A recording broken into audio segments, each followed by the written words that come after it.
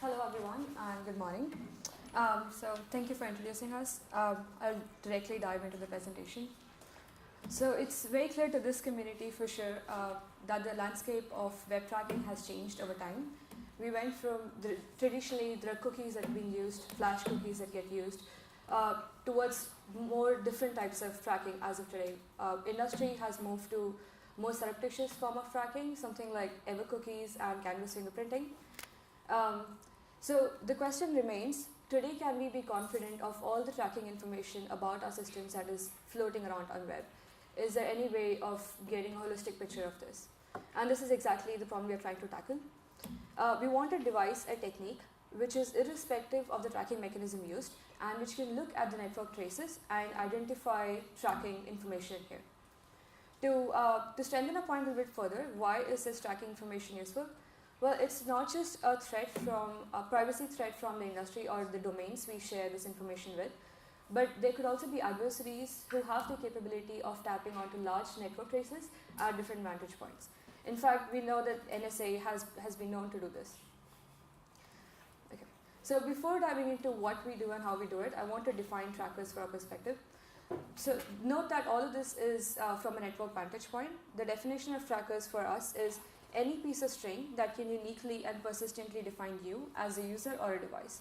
By uniqueness, it means that no other system should have the same string, and by persistent, it means that the string should exist for more than certain minimum period of time. For simplicity in this project, we consider device and user very similarly, and this is an assumption clearly because one human can be using multiple devices. Moving on, so a little bit more about our data. We used 15 days worth of network traces collected at the border of an enterprise network. We have about 512 IP addresses with 4 NATs in this network, amounting to about 3.5 terabytes of data. That is huge amount of data to look at. In order to parse out what these NATs contain behind them and to see the number of different machines, we use the DHCP and NAT logs to find out individual MAC addresses and thereby individual devices sitting behind them. This is an overview of what the data looks like. The task is now, given this huge size of data, find out individual trackers that are floating around. The key challenge, if you simply want to apply the conditions of uniqueness and persistence, is pretty straightforward. You have a list of strings and you want to find the strings that are unique and persistent across these lists. However, when trying to do this at the scale of 3.5 terabytes, it is difficult. One, because of the scale. Apart from the fact that it's huge, consider what is the unit of string that you're going to think about for validation as a tracker. Would it be all the potential substrings of your network traces? If that's the case, you're automatically changing your problem statement to a quadratic one, and quadratic of 3.5 terabytes again is huge. The second is the problem of false positives in this case, marking strings that are not as trackers as trackers. The false positives, I'll give an example of why this is important and it's a big problem here. So Mobin, my friend, she has a favorite song she likes to listen to, and let's say no one else in the network listens to that song. If we look at a network trace of just those 15 days, this entire byte stream of the song will work as an identifier for her. And this is a false positive because this is due to the limitation of the data size and not because the definition was wrong. So this is a big problem and this big concern with this problem, and we need to deal with it. So these are the two main challenges we're facing. And what are some of the ideas that we're using to work around them? The first one is we use multi-stage filtering. So we progressively apply filters one by one on the raw traces and work on the final set of strings that's left. These filters are chosen such that they reduce the false positives by a maximum amount while constraining the number of interesting strings we could potentially be losing. The second one is sliding windows. So as I said, what would we consider as a unit of tracker in these raw traces? So instead of considering all possible substrings, we use sliding windows of fixed length. And later we work with these sliding windows all throughout, and at the end we build the context back from which it came and to do further analysis. The third one is streaming algorithms. We stressed quite a bit on using just streaming based algorithms and not ones that need data in the memory because of the size of the data. if it was not for, if you were to use anything apart from stream algorithms up deep, this might not work. So going over the architecture, this is a schema of the solution that we're proposing. Again, to reiterate the problem, we have rod network traces at the input, and we want trackers or identifying information at the very end. The first step that we perform is pre-processing using Bro, which is a network analysis tool. Out of this step, we get clear connection and payload information in a clear format to work with in the next step. The next step is multi-stage filtering. This is the one I was talking about, where we apply filters progressively. We have two main types of filters. The first based purely on connections. So connection here is defined simply by the source port, source IP, destination port, and destination IP. So based on these, we apply three different filters. One, we remove all the encrypted traffic. This is because validation of encrypted traffic as trackers is difficult. And second, they cause a lot of false positives. The second is we remove any server side, any byte stream coming from the server. This is because the idea is if a string has to be used as a tracker, it needs to be sent by both the client and the server. And since the server data is orders of magnitude bigger than the client-side data, we chose to just keep the client-side data. And third one, finally, is server-specific to certain users in the network. So consider this. You have a network with 710 users.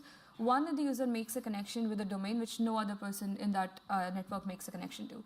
Pretty much anything that will come from that domain might look as a tracker for this user. And since it contains URL paths and all of those that will show up as false positives, we plan to remove all of them. And we hope that it does not really compromise on the tracking information we're trying to capture. So post this step, we have filtered connections that we work with. To move forward to apply the next set of filters, which are based on the string values, we need to slice these connection raw traces into sliding windows that we spoke about. So this is the slicing step that is shown in the diagram. Once we have that, we apply our definitions of uniqueness and persistence. So this is where we use two streaming algorithms to apply these conditions. And once we're done with these two set of filters, we are left with the first set of potential trackers, potential strings that could be used as trackers. Note, however, that until now, we still have sliding windows. So these are strings of fixed length, which when you look at it, might be difficult to validate whether these are trackers or not. So to go forward from here, we use these sliding windows to build back the context they came from. So for example, if it's cookie information or URL path, we build back that was a cookie or a URL path. And in order to do that, we maintain some metadata along with each sliding window while throughout this process in order to build this context. Once we have the context, we then move over to the next step of manual analysis, which Mobin will now cover. Moving on to her. Great, thank you. So to recap, we started with 3.5 terabytes of data, and the idea was we're going to build a data processing pipeline and boil this data down to a set of candidate identifiers that an analyst will look at then to find potentially new and interesting identifiers. So what does after processing through the data pipeline, what is the data reduction we got? 0.1%, so we were able to reduce the data down to 0.1%. But when we looked at it in terms of, okay, what does this mean for an analyst? There were like 6 million candidate identifiers. So there is no way that an analyst can look at these manually and investigate what are new interesting potential identifiers. So at this point, it was clear to us that we need to go further than what data processing pipeline Sakshi discussed. We need to add more filters.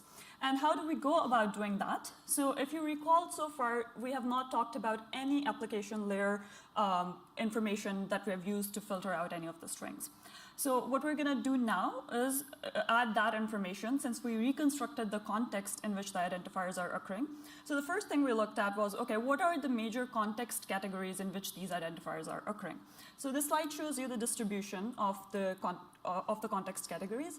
And you can see that cookie is one of the most dominant categories. So 50% of the identifiers appear in cookies, which is great because it reaffirms that, okay, these are with the high likelihood true positives. But these are also uninteresting for our purposes because we're looking for potentially new identifiers that are unknown to the community. So the first filter that we add here is we're going to remove the cookies. We're not going to analyze these further. The second filter that we added was to remove any identifier that appears in URL paths. So the reason for this is basically they comprise about 13% of the data, and we found just based on a preliminary analysis that these had a very high false positive rate. So again, we're keeping a balance of finding new interesting identifiers versus actually reducing the false positive rates. Okay. The next thing that we looked at was what is the temporal persistence of these reconstructed identifiers. So recall that we although had previously added a persistence filter, the reconstructed identifiers do not necessarily retain that property. And indeed, if you look at this distribution, it is the case that a lot of identifiers lose their persistence property once they are reconstructed. So the third filter that we add here is to remove anything that does not persist over days. Okay, to recap, we have now 3 filters that we talked about. They were based on the context and the reconstructed identifiers. And using these 3 filters, we were able to reduce the data further by 85%. And now we're left with 12,000 identifiers that we needed to investigate manually. So I'm going to just briefly give you the highlights of what we found using our methodology. More details are in the paper, and I encourage you to go and read the paper for more details. But broadly, we divided our results into HTTP identifiers and non-HTTP identifiers. In terms of HTTP identifiers, first, our work reaffirmed the existing knowledge that mobile device identifiers such as IMEI numbers, phone make and model, advertising ID, they are conveyed in the clear by various mobile apps. But what is less understudied is what if you consider a desktop-based environment, besides browsers being conveying tracking information, what other softwares or applications are conveying information, tracking information to the servers around the world? And what our work found in this category was Skype and Dropbox. They send out identifiers in clear. And what is very interesting about Dropbox is that it sends out an identifier every single minute without even requiring any user action. Okay, we also found non-HTTP identifiers. I'm just going to highlight 2 here. The first one is your instant messenger apps. They basically send out nicknames out in the clear in ping messages. So MSN, IRC, we found those to be sending out information. We also found, secondly, device identifiers being sent out by Apple's push notification service. The details are in the paper, but what I want to highlight here is that this is a unique device identifier that Apple constantly sends around. The Apple push notification sends around to Apple servers around the world. And using this identifier, we were able to identify 68 different Apple devices in the dataset that we had. Okay, to conclude, we presented a methodology here to mine large-scale network traffic to find potentially new and interesting identifiers. And this is really the core contribution of our work as the methodology. How do you design a methodology that will scale up to terabytes of data while you're managing the false positive rates that you need to analyze? Our code is publicly available. You can check out our GitHub repo for that. And using the methodology that we developed, we reaffirmed some of the existing findings of the literature that exists on trackers. And we also found new instances of trackers that were previously unknown to the community. So with that, we'll take questions. Thank you.